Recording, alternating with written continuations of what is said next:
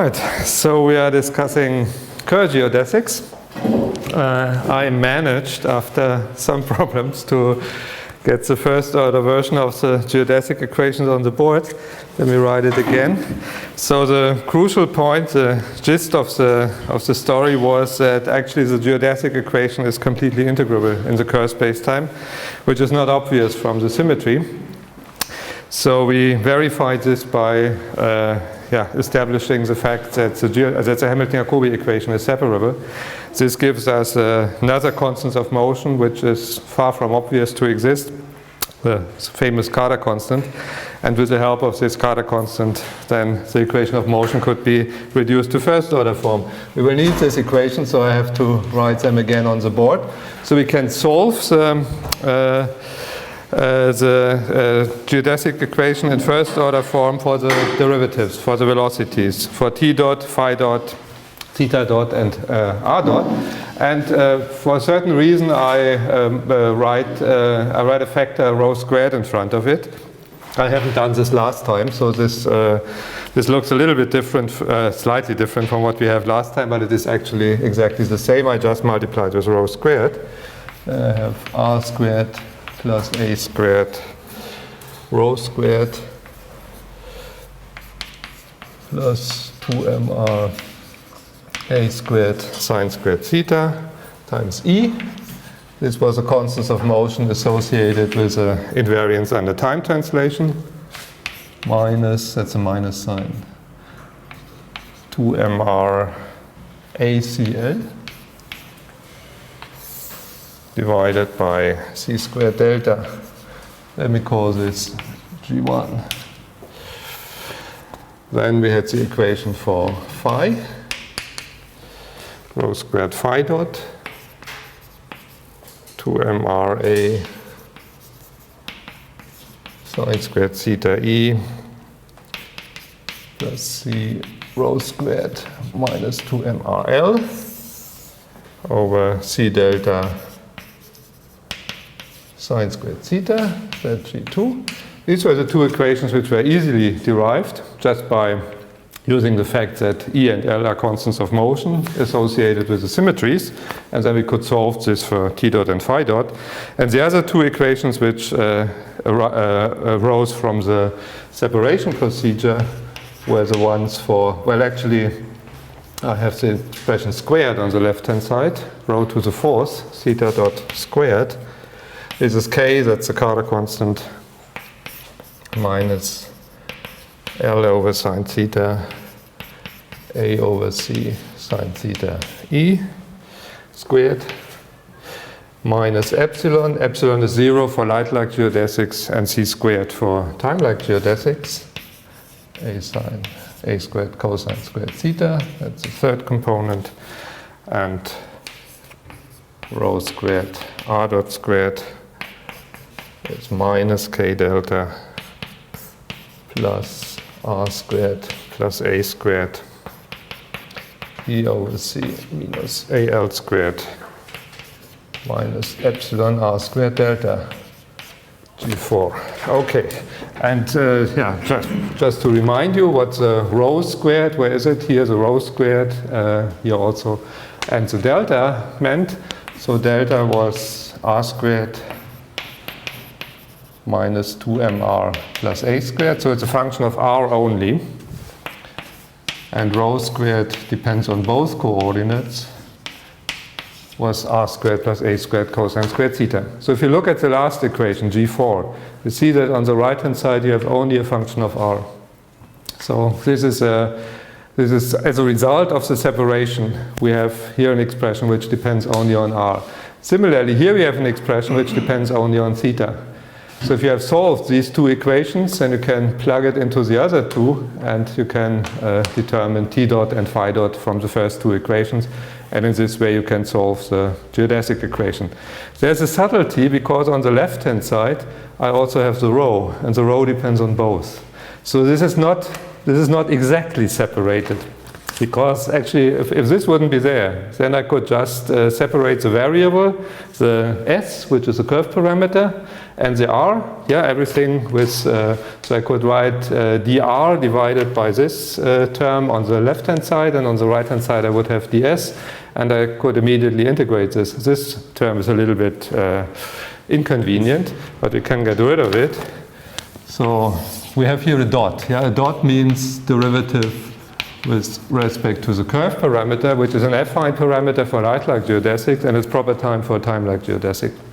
And we introduce now what is called the Mino parameter. No, I think they don't make a hyphen in English. Named after a Japanese scientist. The Mino parameter, lambda, and it is defined along every geodesic, along any geodesic, by the property that it is related to this affine parameter s. By what? I want to have this equal to 1 over rho squared, so this should be 1 over rho squared. So then we have d by ds is just the same as d by d lambda times rho squared, right? No, I made it, it was exactly the other way around, sorry. I want to do it this way. Now it's correct, right? I have a d by ds here, rho squared times d by ds is d by d lambda, so I could, I should have left a little bit space. So this is, maybe, I hope you can read this. This is d by d lambda, yeah? And this is d phi by d lambda. And this is, okay, I need a little bit more space. This is d theta by d lambda squared. And this is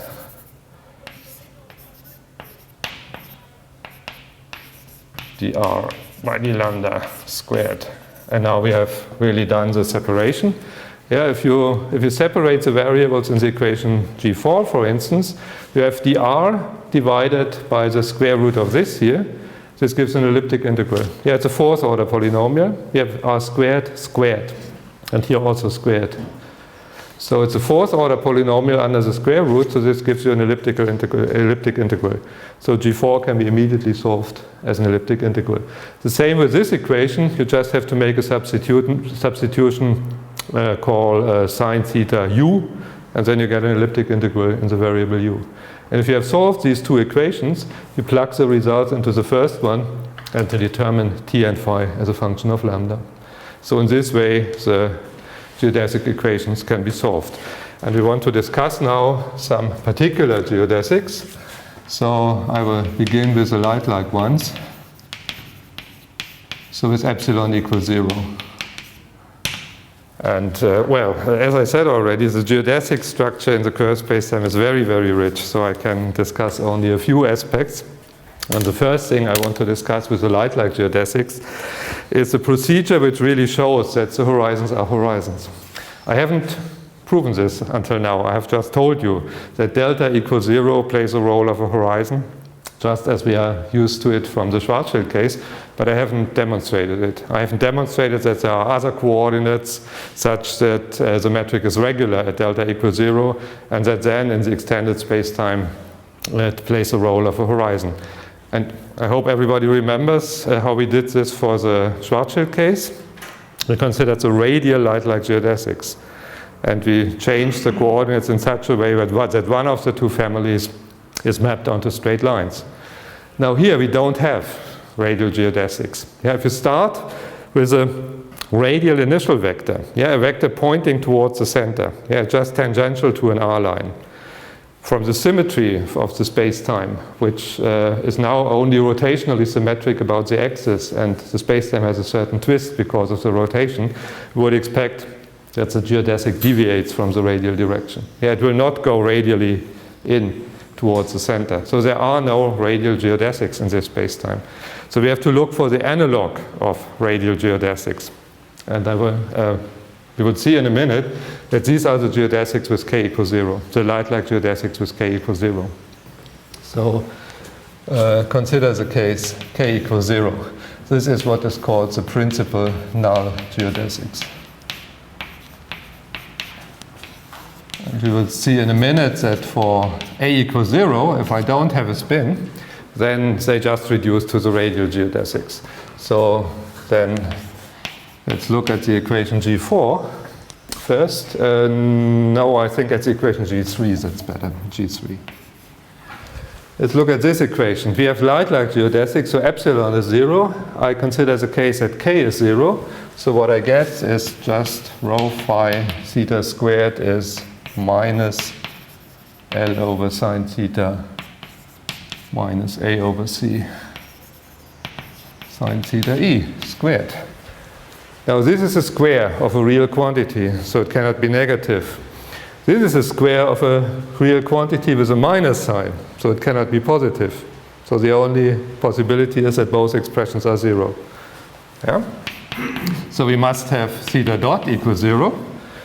That's the first result for these geodesics with k equals 0 we find out. They have theta equal to a constant, so they go along a cone. Yeah? Theta equal constant is a cone in the space-time. And L and E must be related by this property. So L, or let me multiply it with sine theta. L must be A over C sine square theta times E. That's what equation G3 tells us for these particular light-like geodesics. Now I consider G4.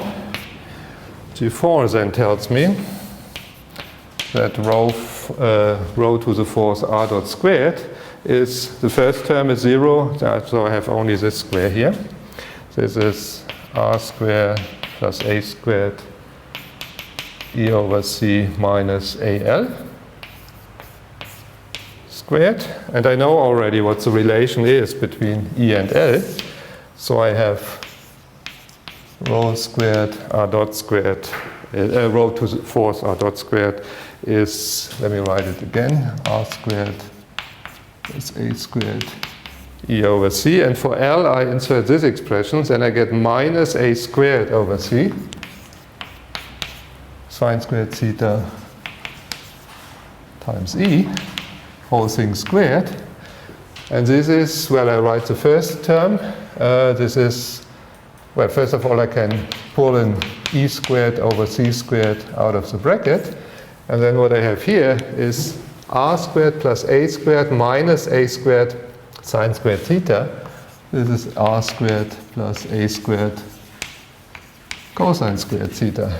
And this is rho squared, if you remember. It's still written there. So I have r dot squared is e squared over c squared, or r dot is plus minus a over c. So yeah, r is proceeding along these geodesics just at a constant rate. Yeah, this is a constant, so the r coordinate is just a linear function of the curve parameter, either ingoing or outgoing, depending on this sign. Then what do we have in addition? Let's look at G1. So there I have rho squared t dot is equal to what? I also want to insert this expression for L, so I copy the term with A. This is, with E, sorry. R squared plus a squared rho squared plus 2mr a squared sine squared theta times E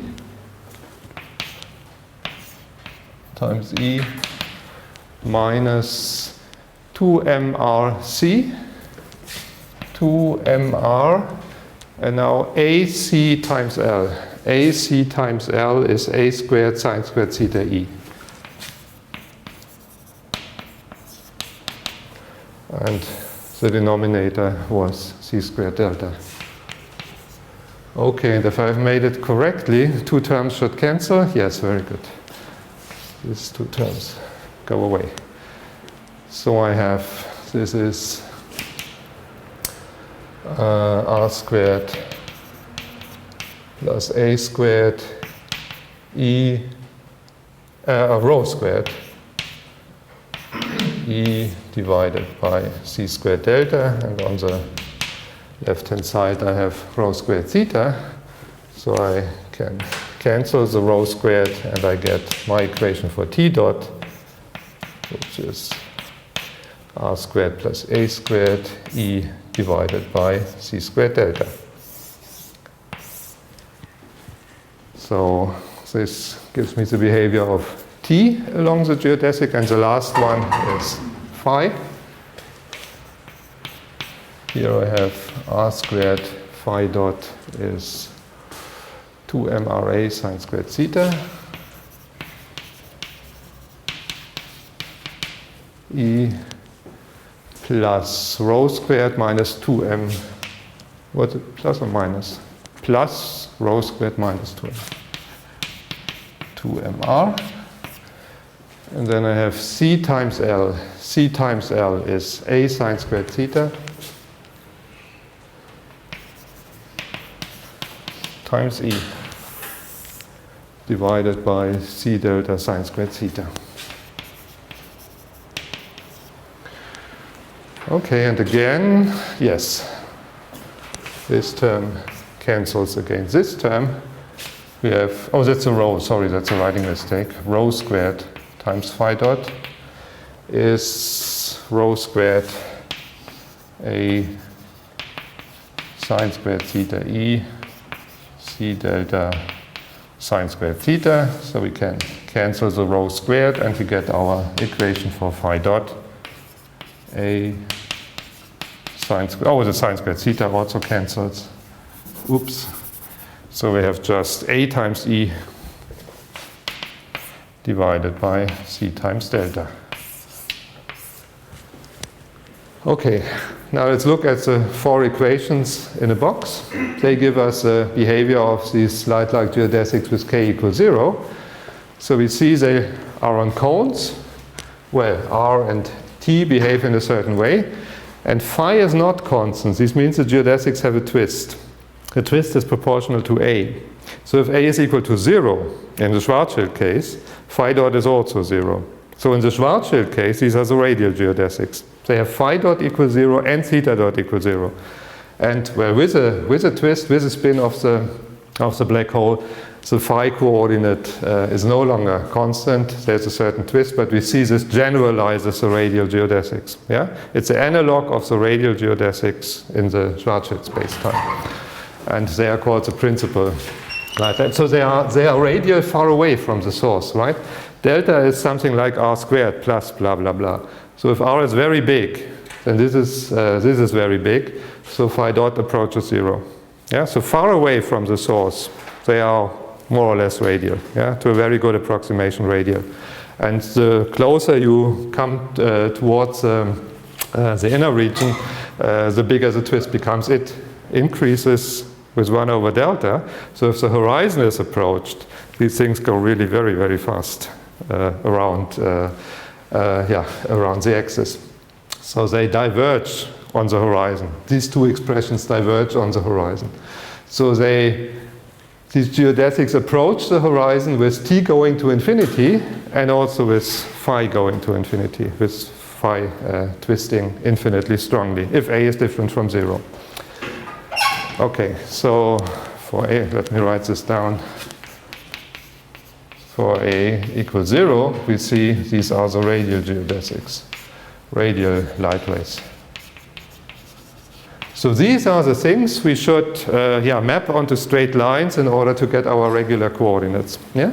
If we try to generalize the idea of Eddington-Finkelstein coordinates, we should map one of the two families, either the one with a plus sign or the one with a minus sign, onto straight lines. Well, another thing we see is that we can use R for the parameter, because we see R dot has no zeros. R dot is the constant, E over C, and E over C is certainly not 0, because if E over C were 0, then all derivatives were 0. This would mean it wouldn't be a curve, it would be just a point in space-time. But we want to discuss curves, like geodesics. So E is different from 0, so we can write the equation in the form d theta by dr which is C dot over R dot, is 0, then the R,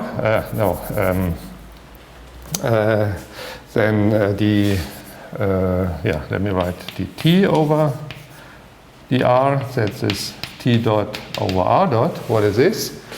T dot is R squared plus A squared times A over C divided by C delta. And R dot was plus minus A over C, so it just plus minus is. Okay? So E over C cancels. Both terms have a factor E over C. I've cancelled this out. And then we have d phi by dr phi dot over R dot.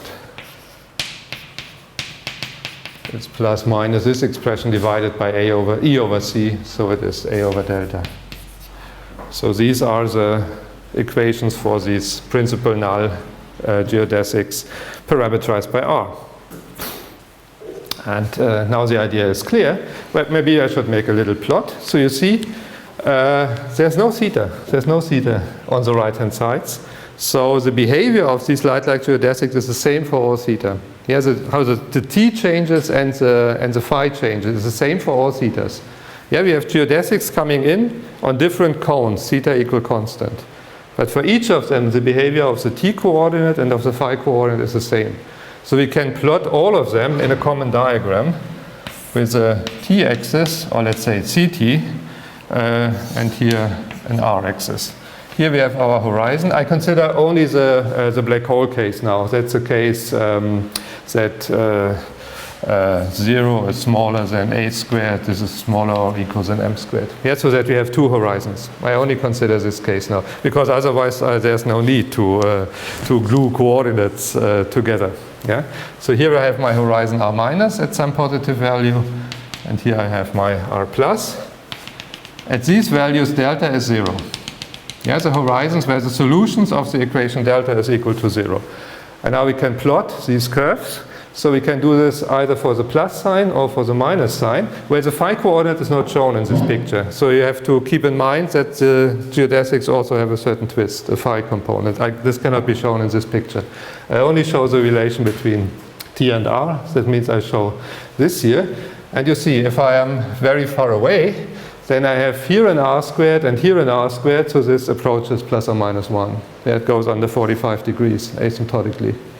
And if I move in, if I approach the horizon, then delta becomes infinite. So I have this behavior. Oops. Okay.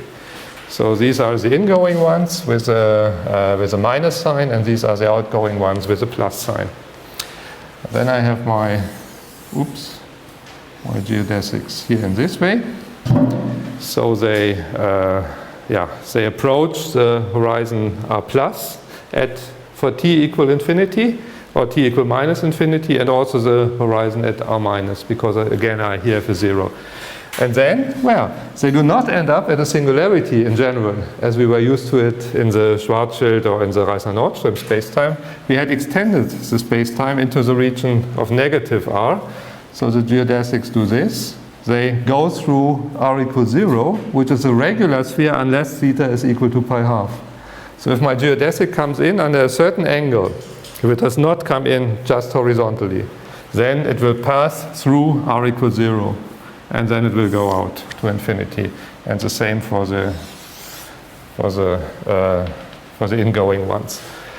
And so this is here the light cones are like this. Here the light cones are like this, and here they are like this.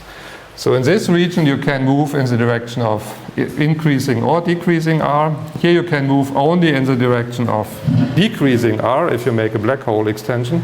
And here you can again move in the direction of increasing or decreasing r.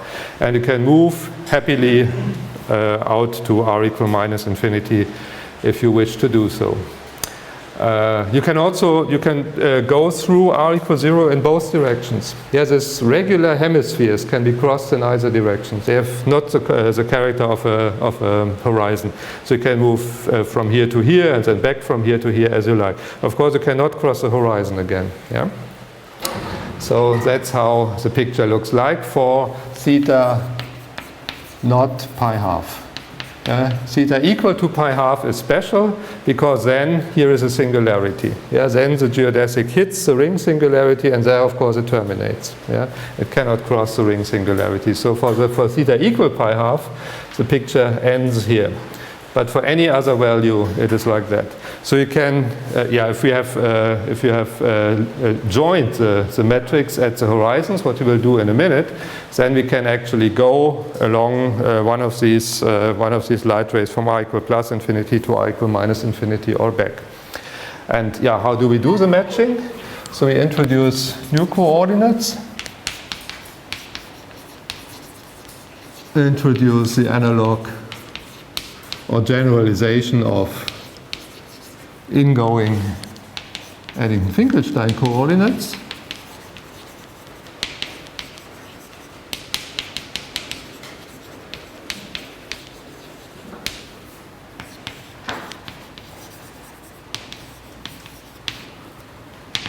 And where they are actually called Kerr coordinates, ingoing Kerr coordinates, because these were the coordinates, well, almost exactly, in which Kerr had found the metric.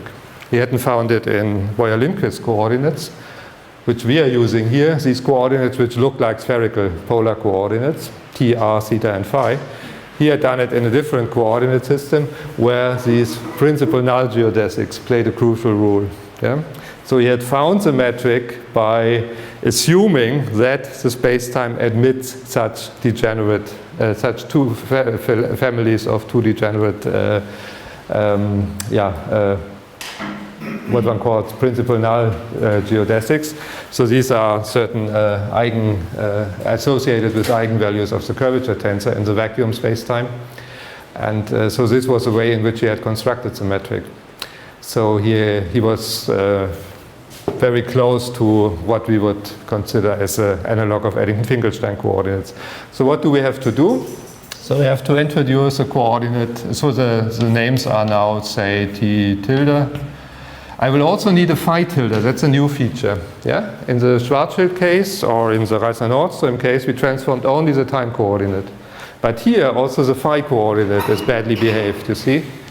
Because if I approach the horizon, also phi dot becomes infinite. So I have to, disentangle the phi coordinate. So I need also a phi tilde. The other two are what they were. So I don't do anything with r and theta. And how do we do this? So we may do it in such a way that for, so let's say that the tilde becomes, which one do we want to map onto straight lines? The ingoing ones, right? We want to construct a black hole. The ingoing ones are associated that the t by dr is negative, so it's a lower sign. So I want to have this equal to dt, or let me put a c in front of this, then it has a dimension of a length. So I have the lower sign. If I take this to the other side, I have to do it with a plus r squared plus a squared c delta dr. So then my geodesics would be mapped onto t tilde is, c t tilde is a constant. But I want to have it under 45 degrees, just because that's the usual convention. So I want to have this equal to plus or minus, let me see, it's the ingoing ones. So I want to have it cdt, it's the other sign, right? It's the other sign. It's like this. And then I have to disentangle the phi coordinate. So I introduce a phi tilde by looking at this expression. No, here it is. I have written it here. So again, I use a lower sign. So I have d phi. I take this to the other side. Then it's plus a over delta dr. These are elementary integrals. So if you put integral signs in front of it, this is an elementary integral, something with a log function, and the same here. It's 1 over a polynomial of second degree. That's an elementary integral. But I don't want to write it out. So if we do this, then for one family, we get, namely for the ingoing ones, we get straight lines. And the other ones, they are even worse than they were before. So they will now diverge even stronger if the horizon is approached, and the phi coordinate will rotate even stronger than it did before. And the picture looks like that. So then we have this, it extends to the negative R region, so I need a little bit more space. So the picture looks like that. I have here my R, here my CT tilde, and I have now one of the two families mapped to straight lines under 45 degrees. And the other ones, they diverge at the horizons. So here's R minus, here's R plus. So they go like this, they go like this, they go like this. Should approach a straight line. And the light cones are situated like that. Yeah? So now you see you can move between the horizon, you can move only in the direction of decreasing R, but here in this region you are moved to free in whatever direction you like. And again, the picture is associated with the fixed theta coordinate, but it looks the same for all theta coordinates. Yeah, so in this sense, again, each point represents a whole sphere. And so it depends on the theta coordinate, but the slope of the function is actually independent of theta. And it depends also on the phi coordinate, and these radial geodesics, they have a very strong twist if the horizon is approached. And actually also the phi coordinate diverges on the horizon. So that's the way in which we can demonstrate that R minus and R plus are indeed horizons. And if you have the extremal case, if R minus and R plus come together, then of course this middle region is gone. Yeah, and this outer region is directly linked with this here. So we used to call this 1, this 2, and this 3. Yeah, we did an analogous thing for the Reisner-Nordström case. For Schwarzschild we only had region 1 and 2. And so here we have again region 1, 2, and 3. And we can now again construct something like a Penrose diagram. It's a little bit different here because it's not spherically symmetric. So in the Penrose diagram, for spherically symmetric spacetime, actually all the geodesics were represented. Yeah, you could read from this diagram the motion in any direction. Here we have to specify a theta coordinate. Here we can, so to speak, draw a Penrose diagram for each theta coordinate individually. What one usually does is one does it for the motion along the axis. Yeah. So if we just consider the light-like geodesics which go along the axis, for them we can draw a Penrose diagram. Let me do this. And we can see how it is extended. So this will tell us how we can move in our curve space-time if we extend it analytically, in which way we can move into different worlds. If we just move along, that's bad. Do I need this? Yes, I need this.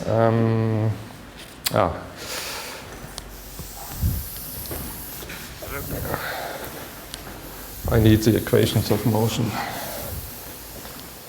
Oops.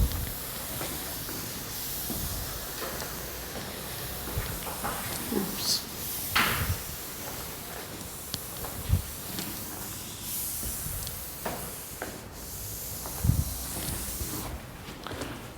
Okay.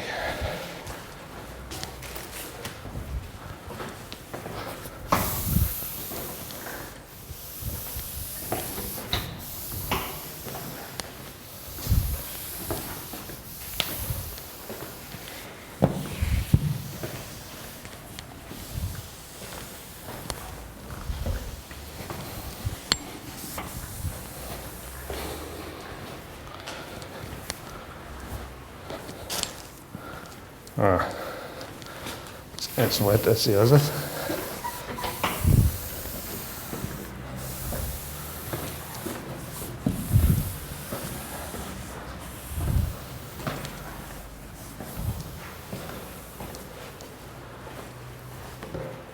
Okay, so if I begin with the region 1, let me put this here.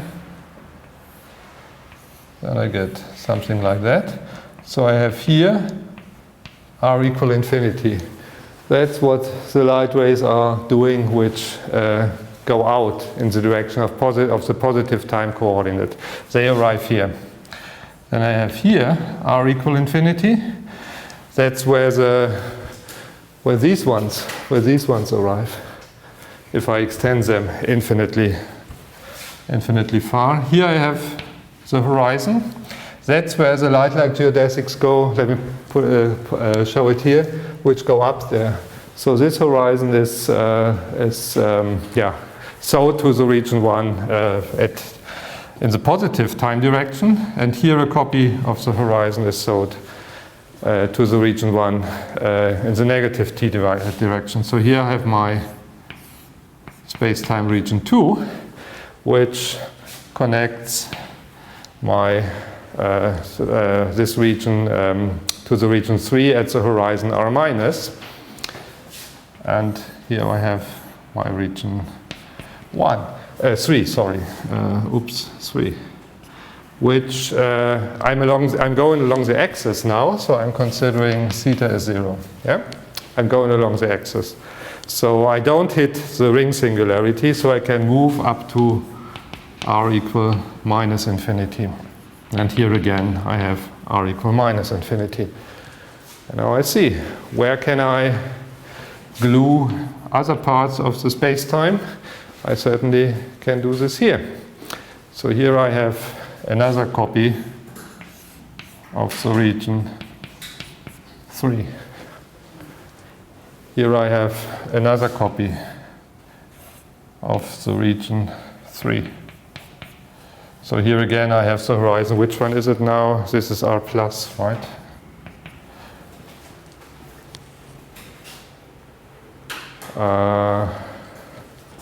Yes. Here I have another copy of my region 2, and I can extend this up to infinity. So I have again an infinite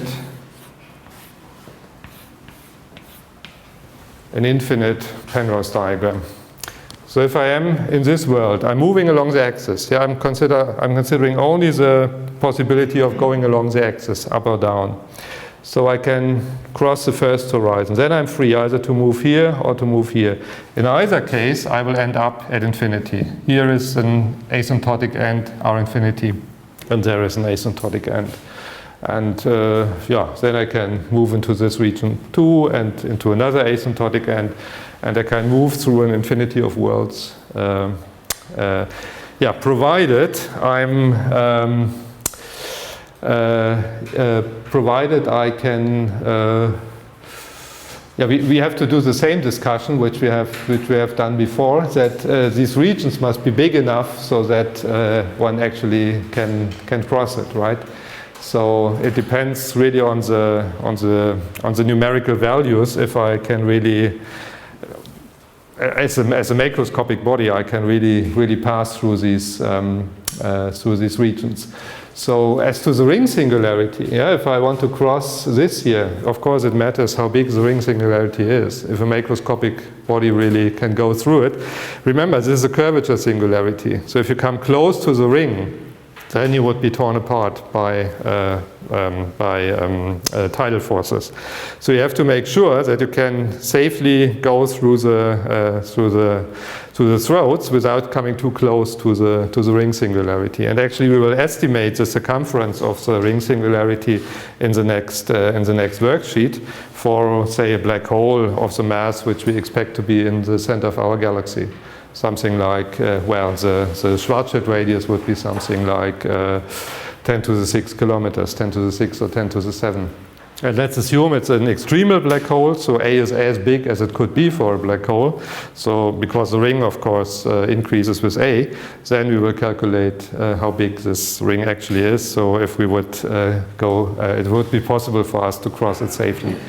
And the same applies. So if I cannot cross through the ring singularity, so if I'm too big for this, if I'm actually will be ripped apart by tidal forces when I come close to the singularity, then I have to see how big this distance is. If I can actually cross this horizon without coming too close to the singularity. And that's a question we discussed for the Rasser-Nordström spacetime in some detail. So exactly the same discussion has to be done here. Yeah? So this is just a mathematically idealized situation under the assumption that I can move on curves. Yeah, just one-dimensional curves in the space-time, as long as they are time-like, and I don't care for the actual dimensions. Well, if the black hole is extreme, then of course the region 2 is gone. So these regions 1 or 3, oh wait, I made a mistake here, that's the region 1, right? Sorry, that's the region 1. There's a difference because for the region 1, this is a black hole horizon, right? And for the region 3, actually the singularity is naked. Yeah. So well, I'm on the axis. I shouldn't talk about the singularity. I cannot see it. But if I would consider this for observers off the axis, then the difference would be that if I am in this region, then I have a naked singularity. I can receive signals from the ring singularity. But if I am in this region, the singularity is hidden behind the horizon. So here I have a black hole, here I have a naked singularity. So the regions 1 and 3 are actually different. They are qualitatively different. Okay, so this was the extension of the Kerr spacetime, and it was based on these so-called principal null geodesics, which play an important role for many applications in the Kerr spacetime. So these are the light-like geodesics with k equals 0. Yes, there's a question? One after the other.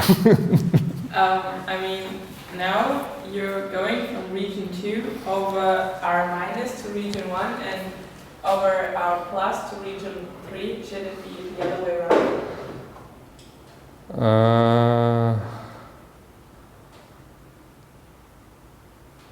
Wait a minute, this is correct. Is this a plus here?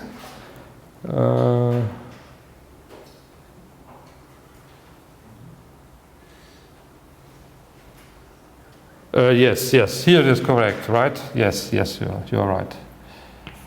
So if I'm in R plus, in the region 1, then I'm separated from region 2 by the outer horizon. Yes, thank you. It's an R plus. The other one I think is correct. To the left. This one here. No, the one below. This here? Yes. Let me see.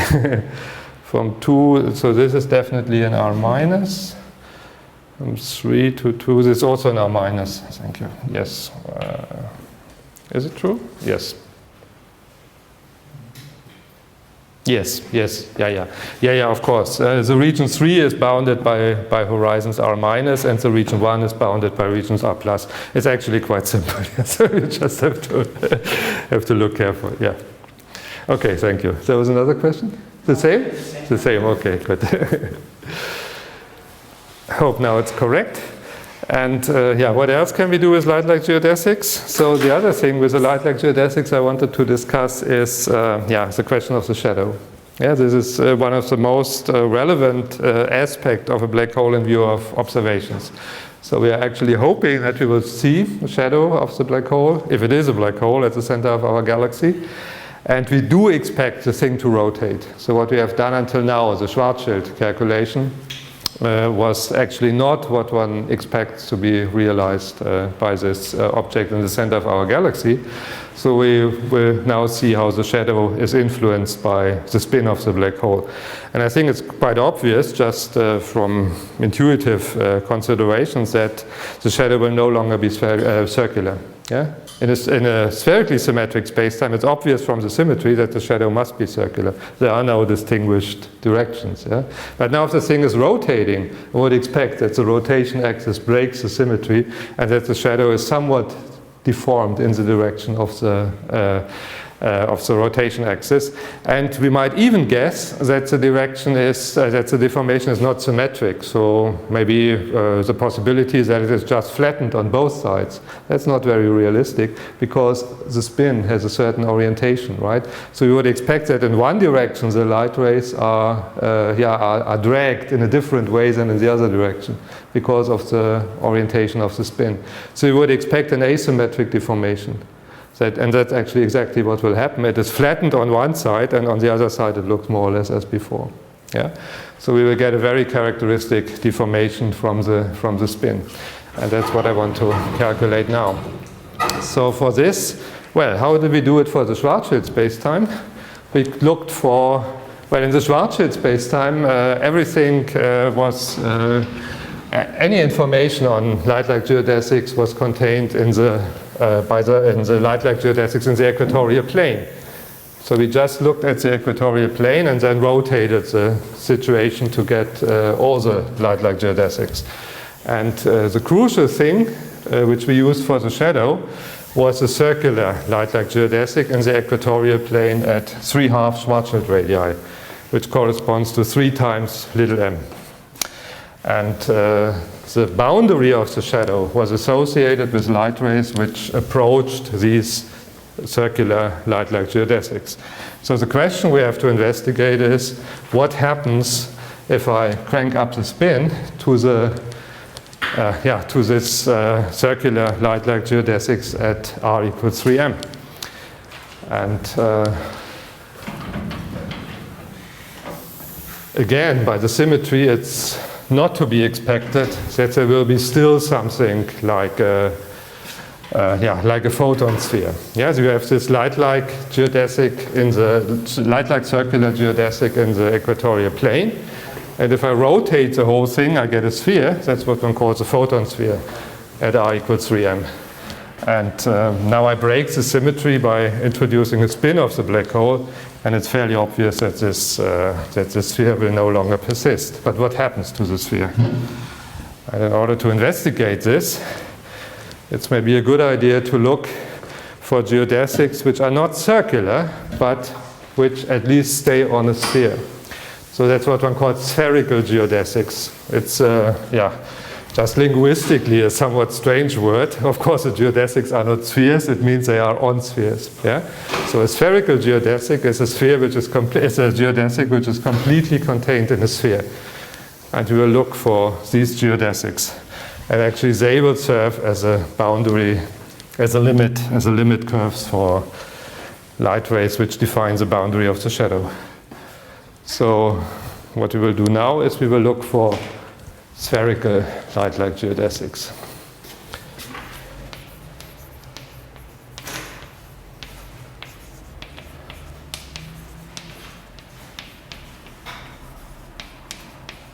So this means that r dot is equal to 0 and r double dot is equal to 0. Yeah? Because this does not mean that we have a circular geodesic. This was the case if we restricted everything to the equatorial plane. Then r dot equals 0 and r double dot equals 0 just meant that we had a circle in this equatorial plane. But now the geodesics are free to move in all 3 spatial dimensions. And then these 2 equations just mean that the geodesic stays on a sphere. It can move arbitrarily on the sphere. And we will just read from the equations what they do. So actually the first 2 equations, G1 and G2, give us just the information how the t-coordinate and the phi coordinate varies along such spherical geodesics. They give us no restrictions to where they are situated. So what we have to consider is the equations G3 and G4. So obviously, if we want to have r dot equals 0 and r double dot equals 0, we begin with G4. This will contain the relevant information.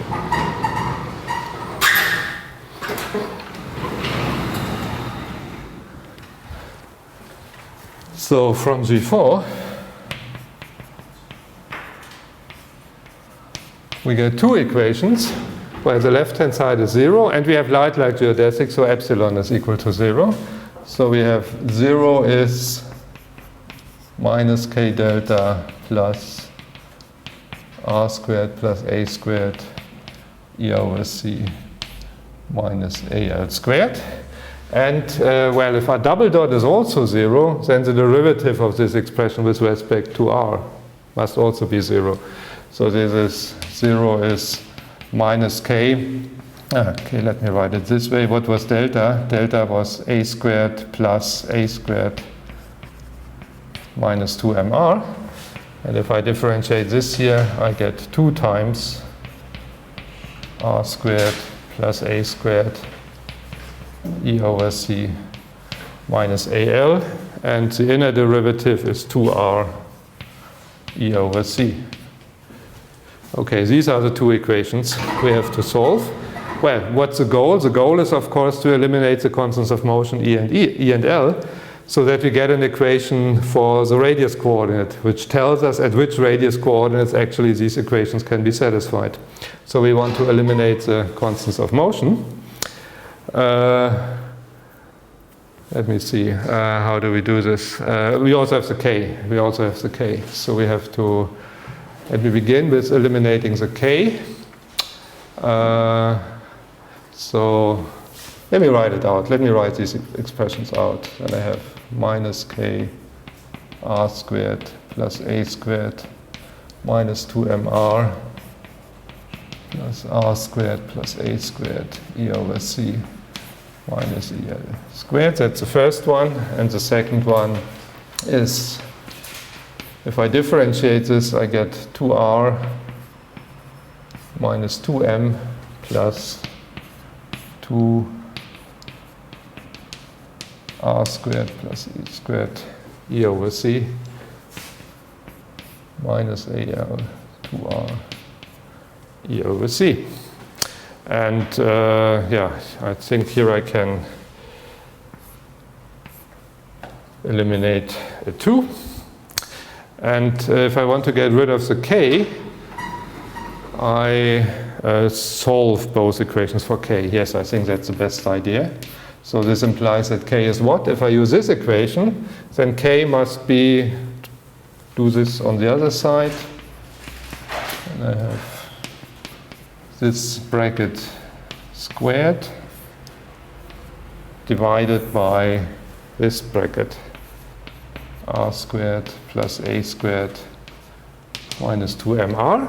And if I solve the second equation for k, I find k is equal to r squared plus a squared e over c minus al 2r e over c divided by r minus m.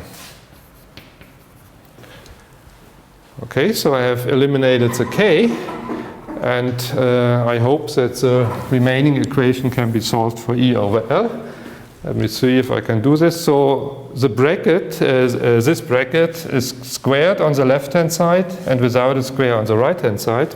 So I can divide by it, and I get r squared plus a squared e over c minus il without a square, divided by r squared plus a squared minus 2mr.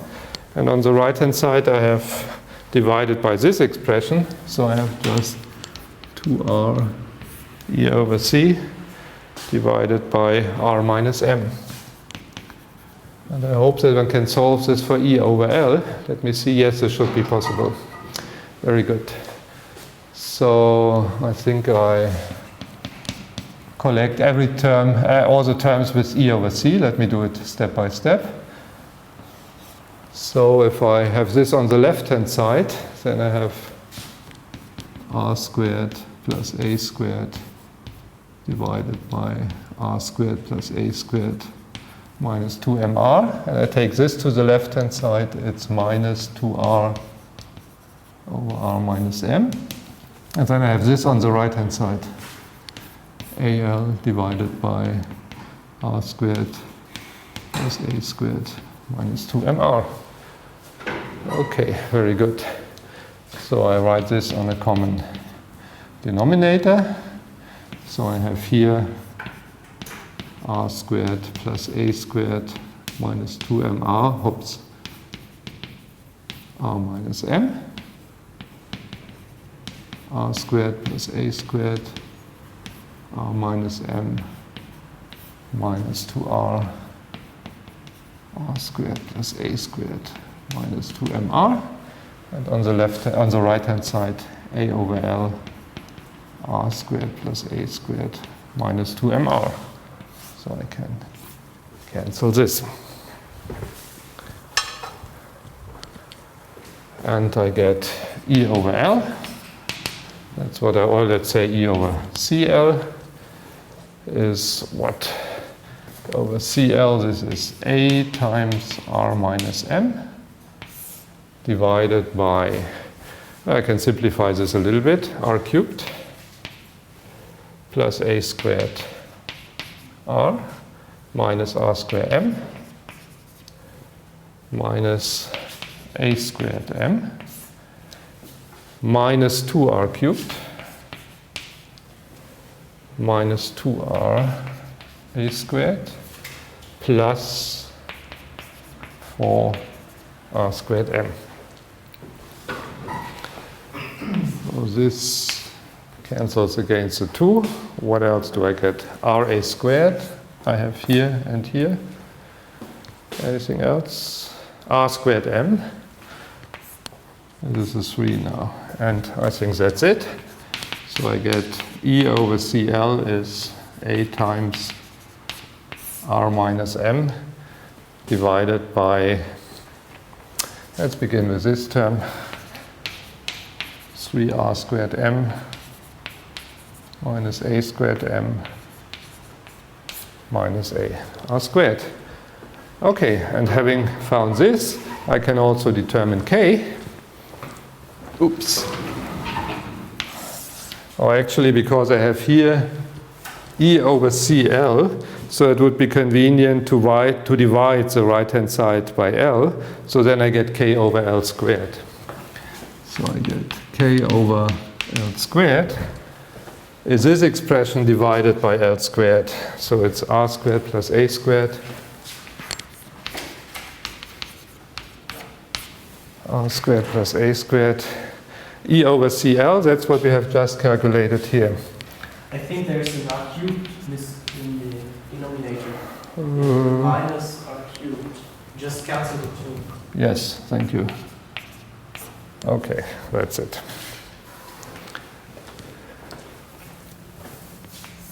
So here I have, okay, let me write it, bigger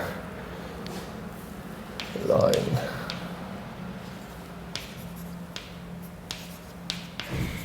Squared M minus AR squared minus R cubed.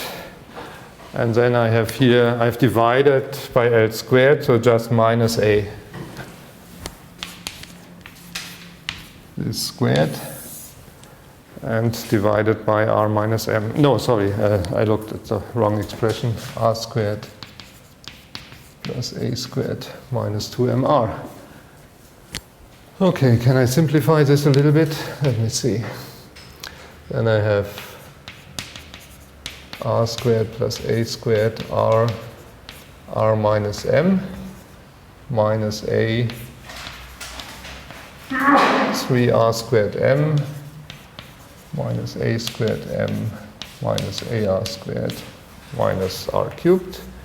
The whole thing squared divided by R squared plus A squared minus 2MR. And then this whole thing squared.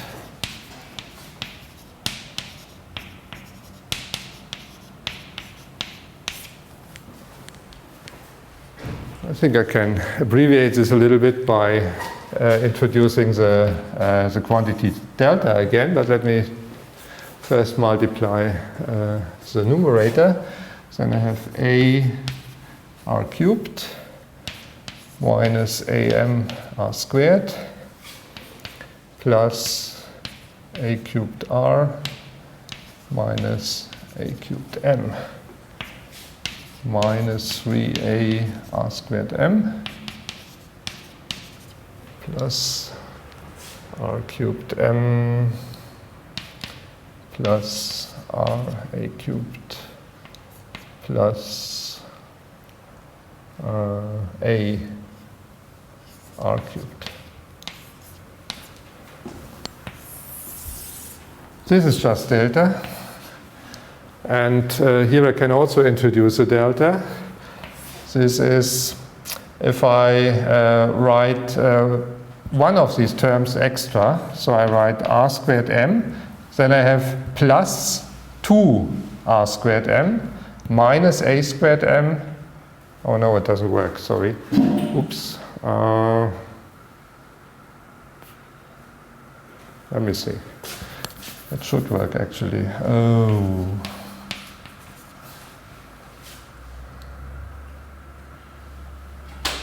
I leave it. I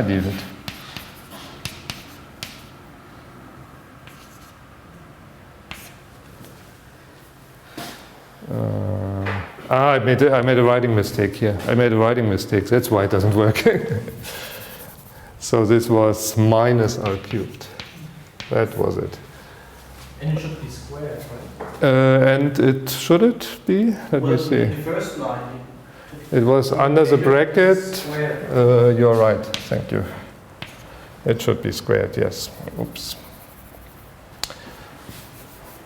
There should be a delta hidden somewhere. Let me see. R squared. Yes. Let me write one term separately. R squared m. Then I have plus 2 r squared m.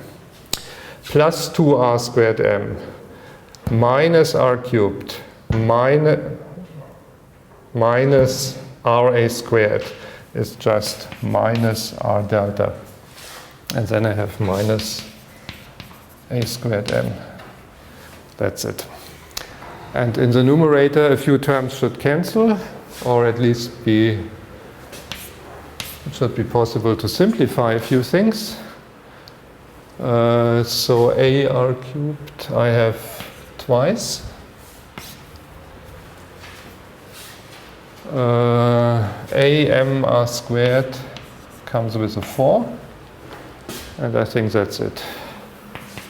So this is 2a r cubed plus a cubed times r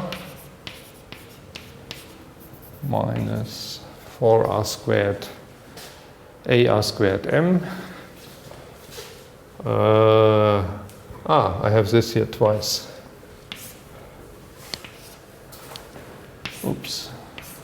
Squared divided by delta. And this here is r squared. Oh, is it really minus a squared?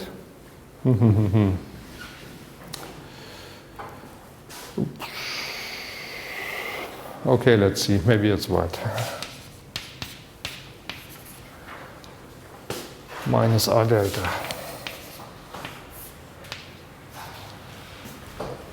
Okay, and well, this gives us the constants of motion. E over L, only this combination of E and L occurs, which is always the case if you deal with light-like geodesics. Yeah, if you remember, for light-like geodesics, we never had the E and the L individually, only the quotient E over L occurred. And we have the K over L squared is also expressible in terms of the function of the coordinate r. So what have we actually calculated? We have evaluated the condition that r dot is equal 0 and r double dot is equal 0. And we see that then the constants of motion must be given by this expression. We say, fine, I choose any radius coordinate, then these expressions give me the corresponding constants of motion, and I have found a spherical light-like geodesic. So they seem to exist at every coordinate value r. But that's wrong. We also have this expression G3, and look at G3. G3 has on the left-hand side a square, and a square cannot be negative. So what we have to make sure is that if we introduce now these expressions for our constants of motion on the right-hand side of G3, that then actually the right-hand side is non-negative, yeah? Because only then can the condition G3 be satisfied. And we will see that actually this gives a non-trivial condition. So the spherical geodesics do not exist at every radius coordinate r. They are restricted by a certain inequality. And that's what we have to calculate now. And I'm afraid I have again made a calculational mistake, so I wouldn't bet that we get the correct result. But I know the result, so I can give it to you in the end. if it just doesn't come out correctly. So we will need this again. So let me see if I can just use this space here. Oops.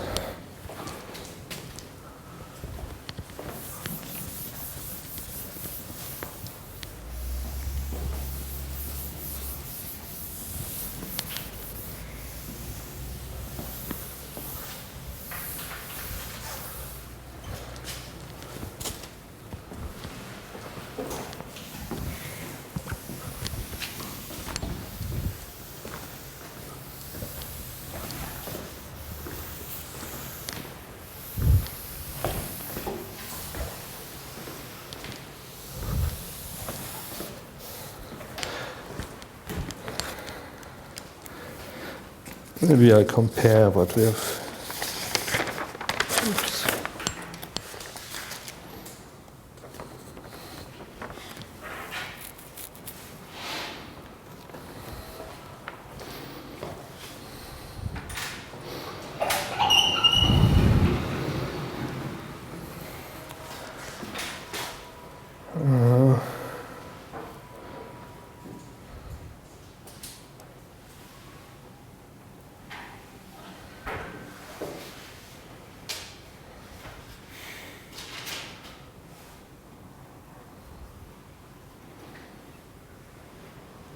No, this does not.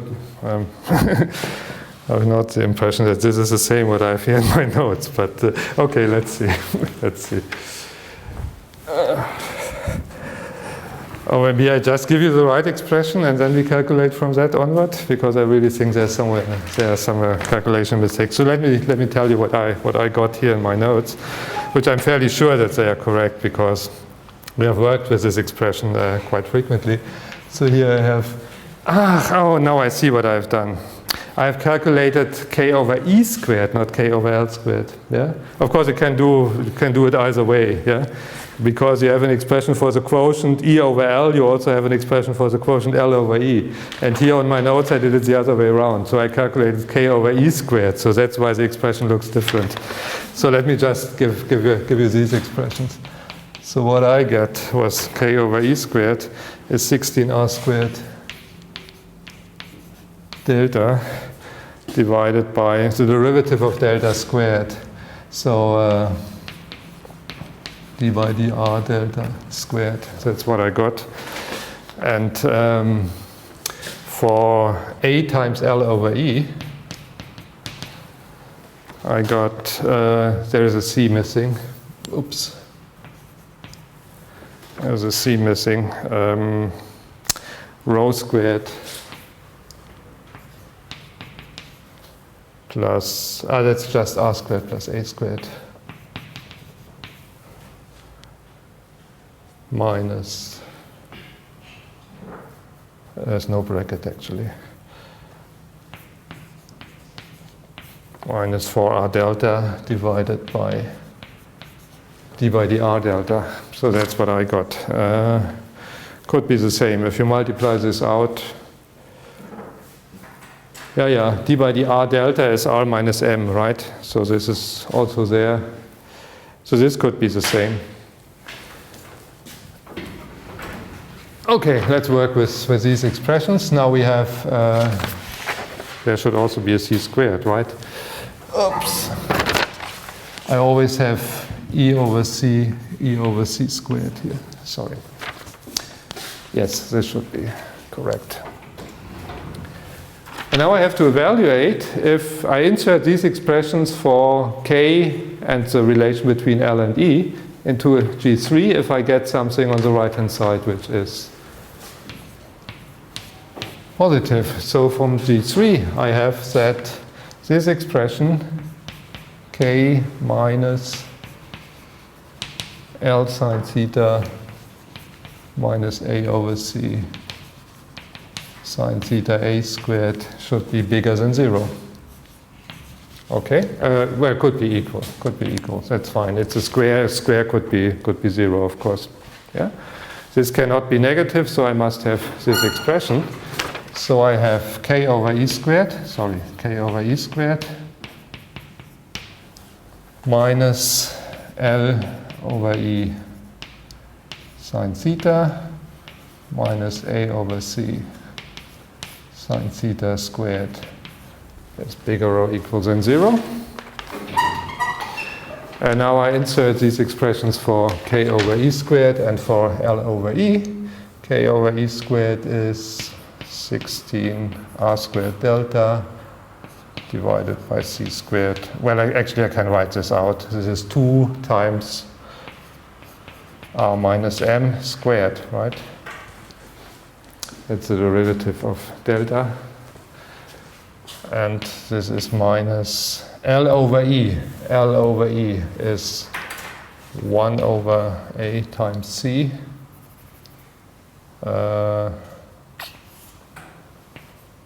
R squared plus A squared minus 4R delta divided by 2 R minus M minus A over C sine theta squared. Should be bigger or equal than 0. Right? So first I got rid of the C's. 16 divided by 2 is 4, if I'm not mistaken. So I get 4 R squared delta divided by R minus M squared. And here I have minus. Let me multiply the whole thing with this expression. Actually, I can cancel this, and it's a 2. So I have here also an R minus M squared.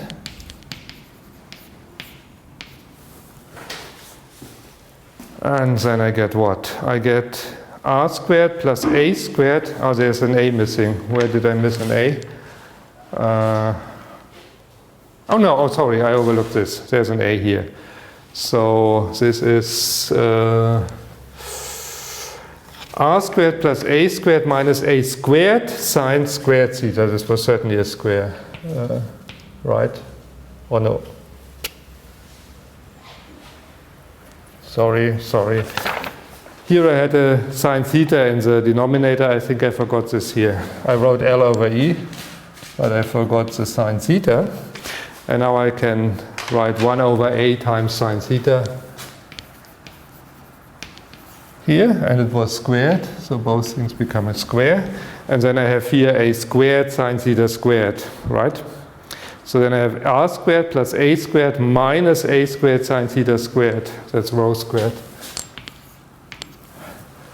And times R minus M. I have multiplied everything with this. Minus 2R delta. Oops. That's it. Get rid of this. And then we are almost done now. 4R squared delta, A squared sine squared theta. Maybe it's better to collect all terms with a sine theta explicitly. So I reintroduce the expression for rho squared. Then I have R squared plus A squared minus A squared sine squared theta R minus M minus 2R delta squared, bigger or equal than 0. I want to collect all terms which depend on theta on one side. So I get 4R squared delta A squared sine squared theta. Or actually I can take the root. That's a good... I can only do this where delta is positive, right? Not everywhere. No, I do not do this. 4R squared delta A squared sine squared theta is what? So let me collect all terms which do not involve the sine theta. And I have R squared plus A squared R minus M minus 2R delta. And then the term with the sine squared theta minus a squared sine squared theta r minus m, and the whole thing squared is bigger or equal than 0.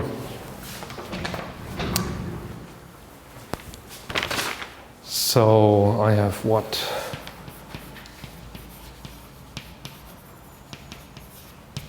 Minus, so if I square this, I have r squared plus a squared r minus m minus 2r delta squared, then minus 2a squared sine squared theta r minus m times this here.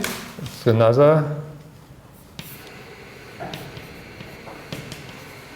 r squared plus r squared r minus m minus 2r delta, and then this term squared.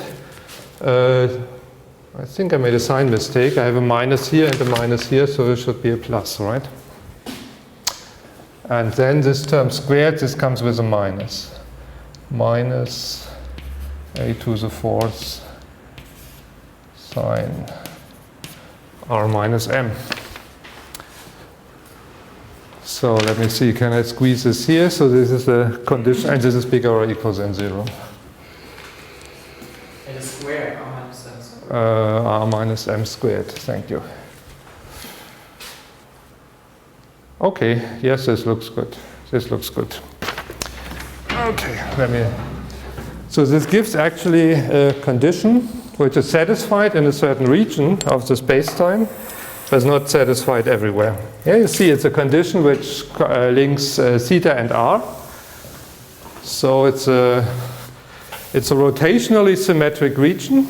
There's no phi dependence and of course no t dependence. So the region is time independent and it is rotationally symmetric.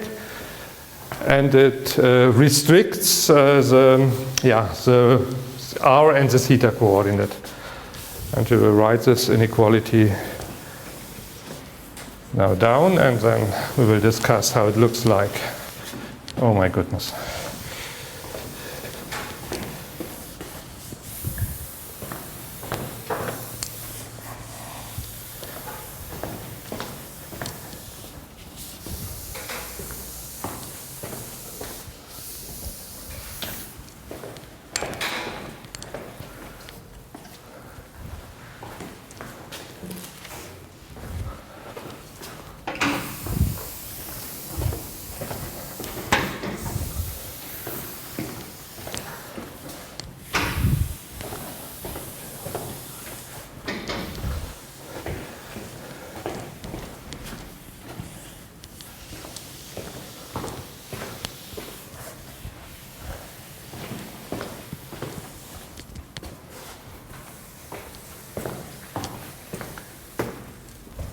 Okay.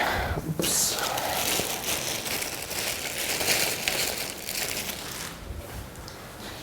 So where's a term without a theta? That's a term without a theta. So let me write this on one side. R squared plus a squared r minus m minus 2m delta. That's the third order polynomial under the square. So I write this to the other side. So this is smaller or equal than what? And the rest, I think every term contains an a squared and a sine squared theta, right? A squared sine squared theta. Let me see. 4.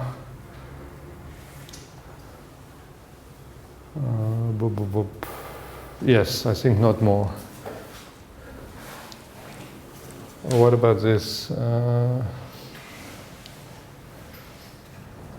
2a squared.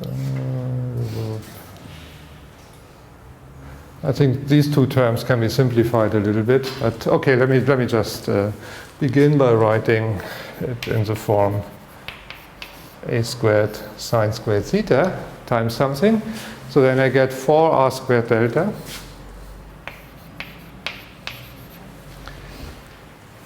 Then from this term I get 2r minus m squared. It comes with a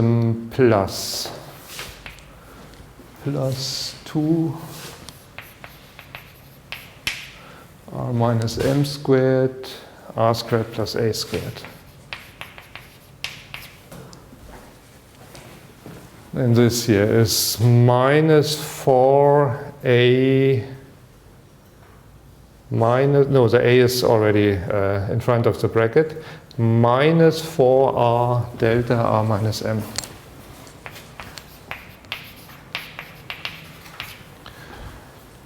And this here is minus a squared sine theta squared r minus m squared.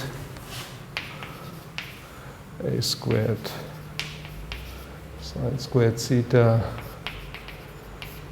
r minus m squared. Okay? Let's see.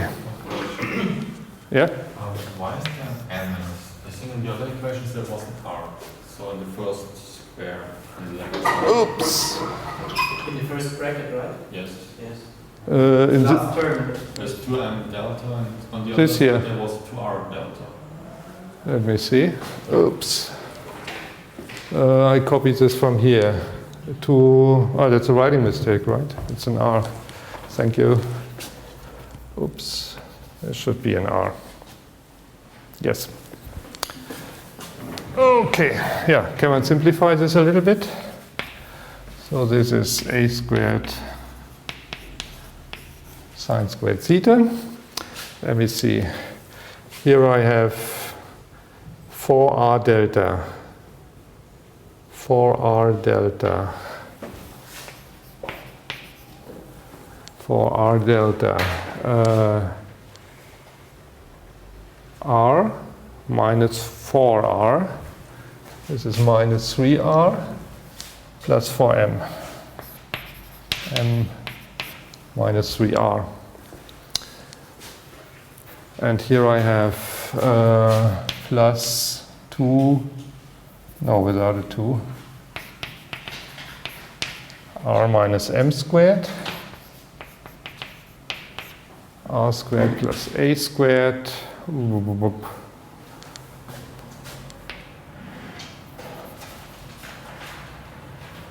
minus a squared sine squared theta. Okay.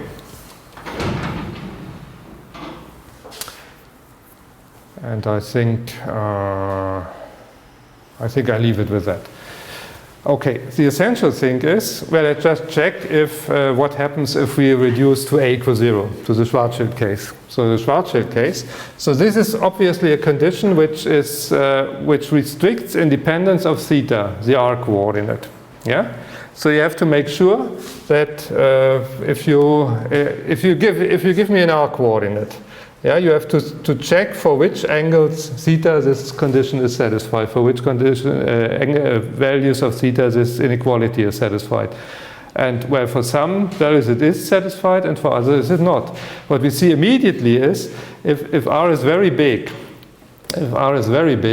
then actually this increases like what? This is r cubed.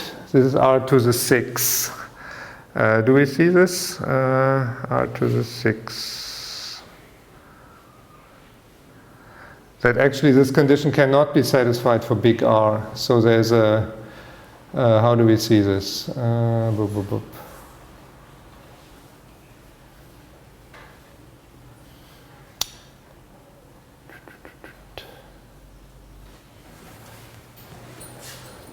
I think that in the curly brackets, the first bracket is wrong. Should be only m. You took out 4r delta. Yeah. Then you have left 1r from the first term. And then you have minus r from the second term, so it's gone. And then you have minus minus and plus m. So there should only be Delta.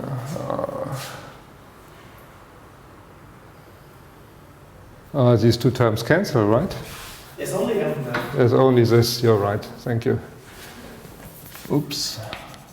I think there's a 2 missing somewhere. When you take a, yeah, right, this 2. In front of this here, right? Yeah. Oops. So it's 2r squared and 2a squared. Yeah, so there are many, many possibilities to make little calculational mistakes. So what I wanted to see is that this I have to remember that a squared is smaller than m squared. Maybe that's relevant. So actually, what you should read from this equation is that this inequality cannot be satisfied for big R. But let's check the Schwarzschild case first. So for Schwarzschild, what do we get? So for Schwarzschild, we have a equals 0. So what do we get then? We get r squared. This is gone. R minus m minus 2r. And what is delta? Delta is r squared plus a squared with a 0 minus 2mr. And the whole thing is squared. Smaller or equal than 0. So this gives r cubed minus 2r cubed minus mr squared plus 4mr squared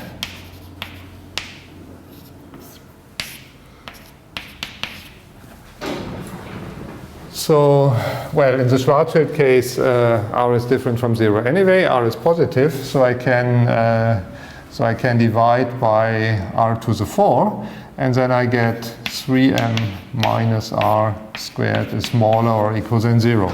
Well, this is squared, cannot be smaller than 0. So if this is supposed to be true, then actually the equality must hold. So this implies that r must be 3m. And remember, m was gm over c squared. So this is, if we use our older notation rs for 2gm over c squared, this is 3/2 rs. So in the Schwarzschild case, we get an equality. Yeah, because the inequality can be satisfied only if actually the equality holds, because the square cannot be negative. And then it's not a region in space-time, it is just one particular r coordinate. So it's something which is spatially two-dimensional. Yeah, it's a sphere. It's a sphere with this radius. But in the other case, so at least this comes out correctly. So it cannot be completely wrong. At least the terms without the a must be correct.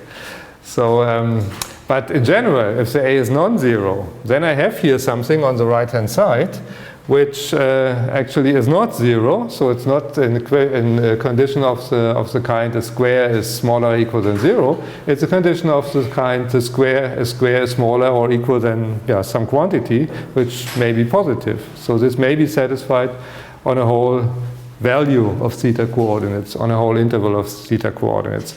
Well, and actually if you plot this region, so the boundary of the region is the one with the equality sign. Well, you can discuss this and you get something like that. So for r equals 0, I should say this is what one calls the photon region. Oops. So the region where this is satisfied, and I usually denote it by a curly k. So in the case I equals 0, the photon region is just a sphere r equals 3m. This is k in this case. And now if you crank up the spin, then you get something which is non-zero on the right-hand side, and you get a non-trivial relation. So if you have something between, strictly between,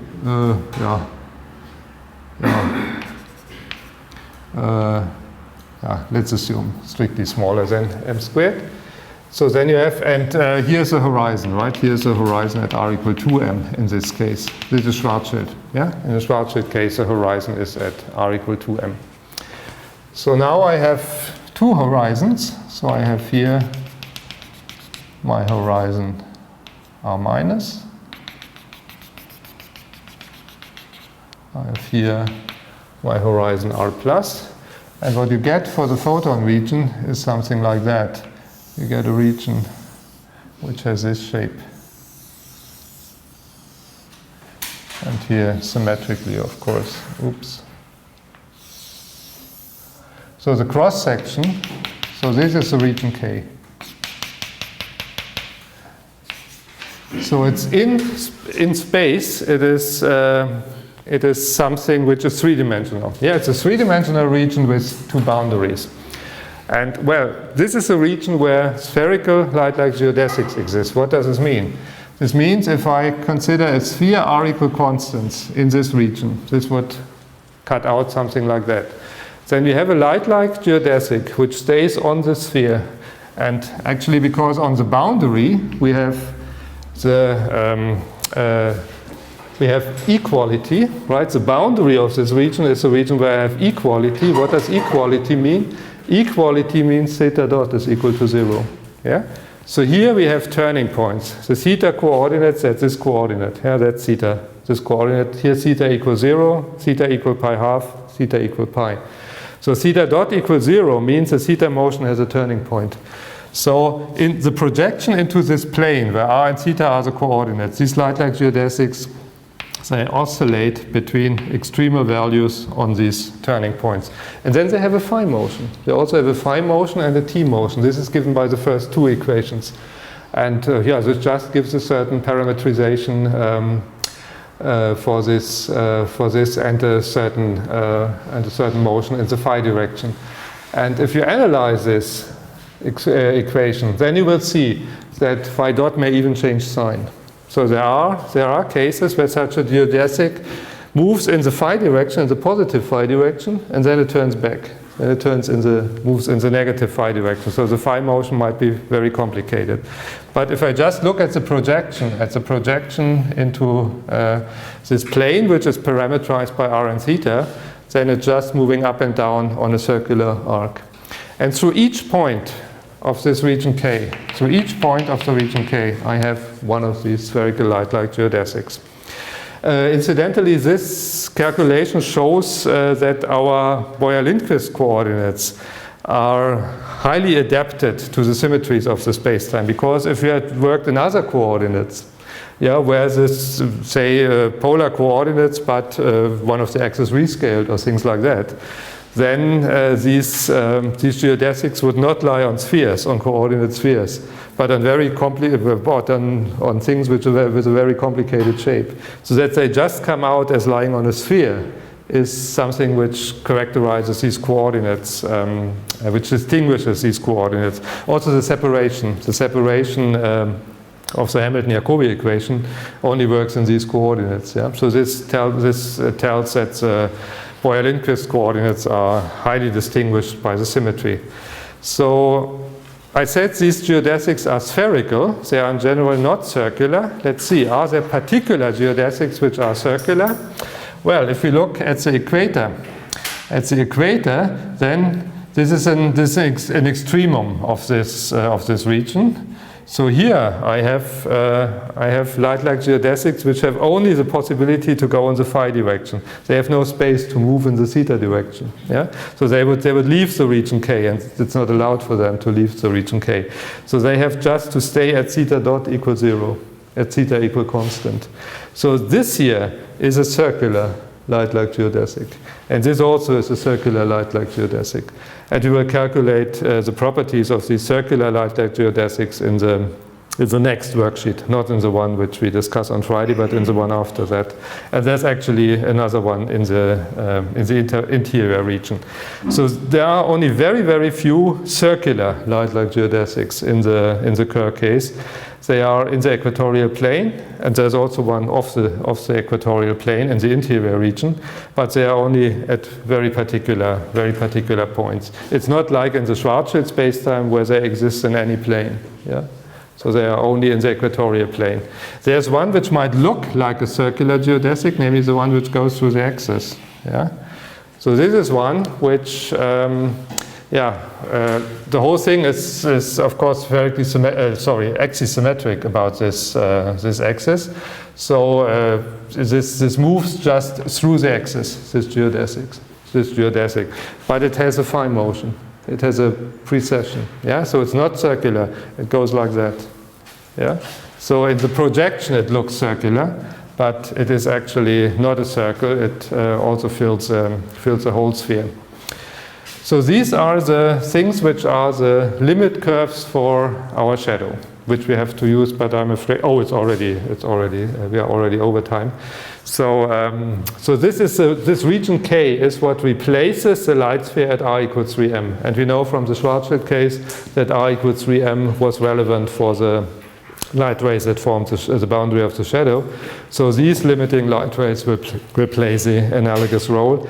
And unfortunately, I have to do this on Friday. I was hoping that I could do it today, but I spent too much time with calculation and mistakes, so we have to continue this on Friday. So see you on Friday.